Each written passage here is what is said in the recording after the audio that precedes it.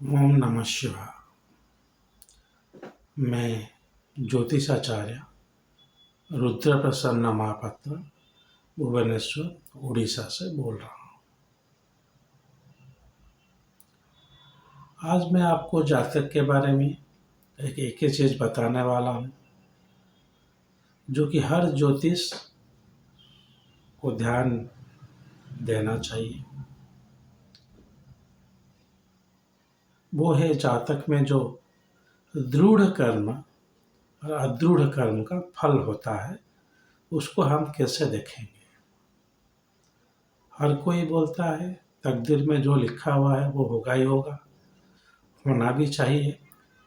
लेकिन जातक में जो दृढ़ कर्म फल है वो आपका तकदीर का लिखा हुआ है। जो अदृढ़ कर्म फल है वहाँ पे अगर आप कुछ प्रचेष्टा करेंगे, कुछ कोशिश करेंगे तो शायद कुछ रिजल्ट मिल सकता है।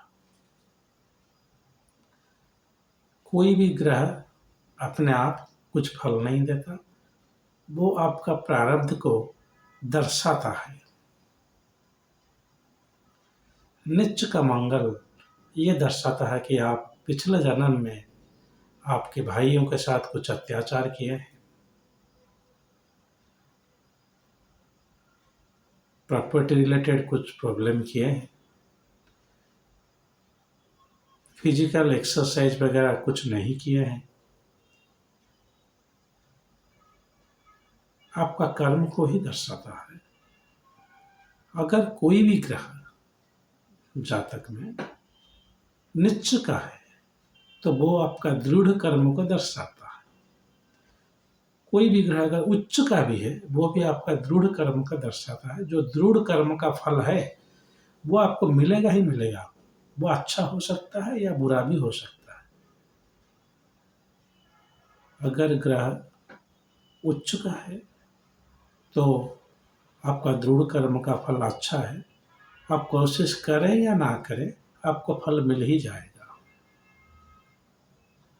आप लोगों ने देखा होगा कि बहुत सारे लोग ये बोलते हैं, मैं तो कभी नहीं सोचा था कि मैं ऐसे कर पाऊंगा, लेकिन हो गया, हो जाएगा।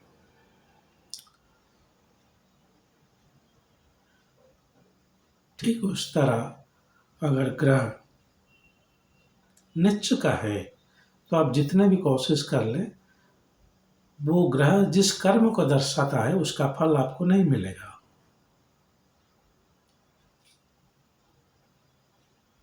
जैसे अगर चंद्रमा नीच का है तो ये दर्शाता है कि आप माता के ऊपर कोई अत्याचार किए हैं पिछले जन्म में।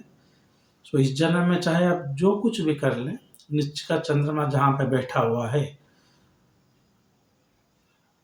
नीच का चंद्रमा अगर 11 भाव में बैठा हुआ है तो आप जितना भी कोशिश कर लें आपको धन प्राप्त नहीं होगा, क्योंकि ये आपका दृढ़ कर्म हो गया।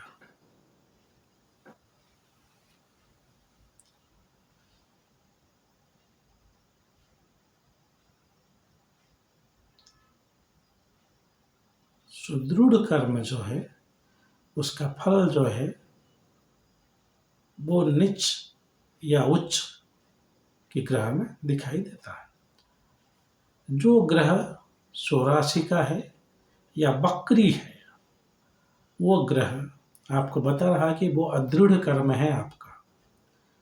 कोई कर्म आपका बीच में छूट गया है तो आपका वो ग्रह वक्री हो जाएगा। शनि वक्री है तो आप थोड़ा परिश्रम कीजिए, धैर्य रखिए। जिस भाव में बैठा है उस भाव का फल जरूर मिलेगा, क्योंकि वक्री का शनि आपका अदृढ़ कर्म फल या जिसके ऊपर थोड़ा आप इस जन्म में अगर कर्म करेंगे तो फल मिल सकता है, उसको दर्शाता है। कोई भी ग्रह अगर वक्री हो तो आप उस ग्रह का जो कर्म सिद्धांत है उसके ऊपर कर्म कीजिए। अगर बृहस्पति वक्री है तो पढ़ाई कीजिए। ज्ञान के लिए ये दर्शाता है कि पिछले जन्म में आपका जो ज्ञान के लिए जो श्रद्धा था, आप कुछ करना चाहते थे लेकिन कर नहीं पाए। इस जन्म में अगर आप थोड़ा पढ़ाई लिखाई करेंगे, आप देखेंगे कि कुछ अच्छा फल आपको मिल जाएगा।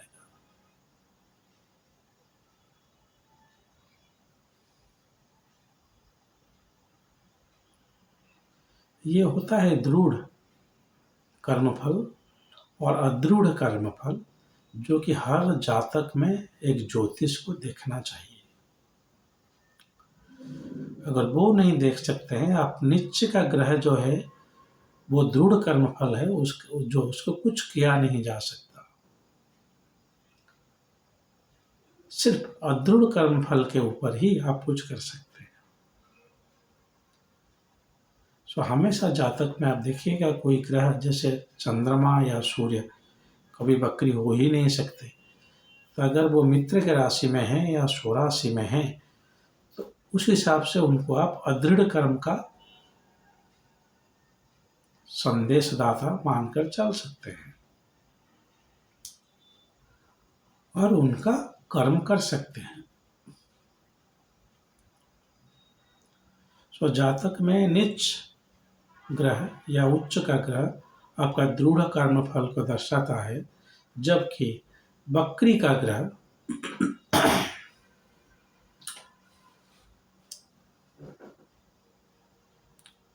आपका या स्वराशि का ग्रह आपका अदृढ़ कर्म फल को दर्शाता है। तो हमेशा आपका अदृढ़ कर्म फल के ऊपर ही आप कुछ बदलाव ला सकते हैं इस जीवन में, कुछ थोड़ा थोड़ा। इसलिए हमेशा अदृढ़ कर्म फल को ही आप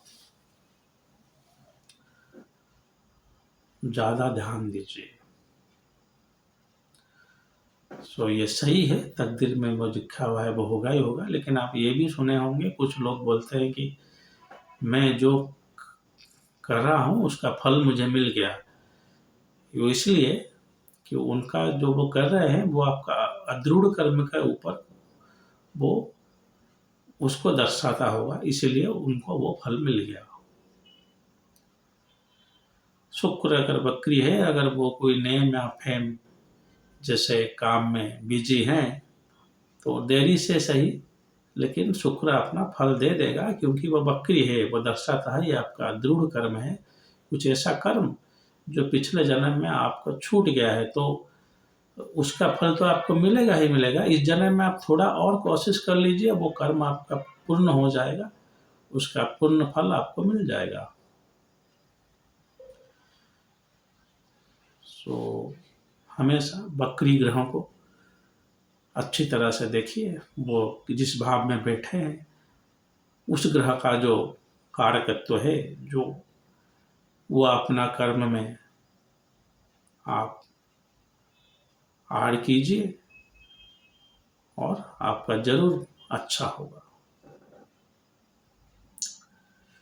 सो दृढ़ कर्म और अदृढ़ कर्म जो है उनका फल जातक में अच्छी तरह से पता चल सकता है, और उस हिसाब से आप इस जन्म में कितने आपके भाग्य आपके कर्म के ऊपर निर्भर करता है वो पता चल जाएगा। चलिए, आज के लिए इतना ही। अगर महादेव ने चाहा तो और एक वीडियो के साथ बहुत जल्द आपके सम्मुख उपस्थित होऊंगा। तब तक के लिए आज्ञा दीजिए। ओम नमः शिवाय।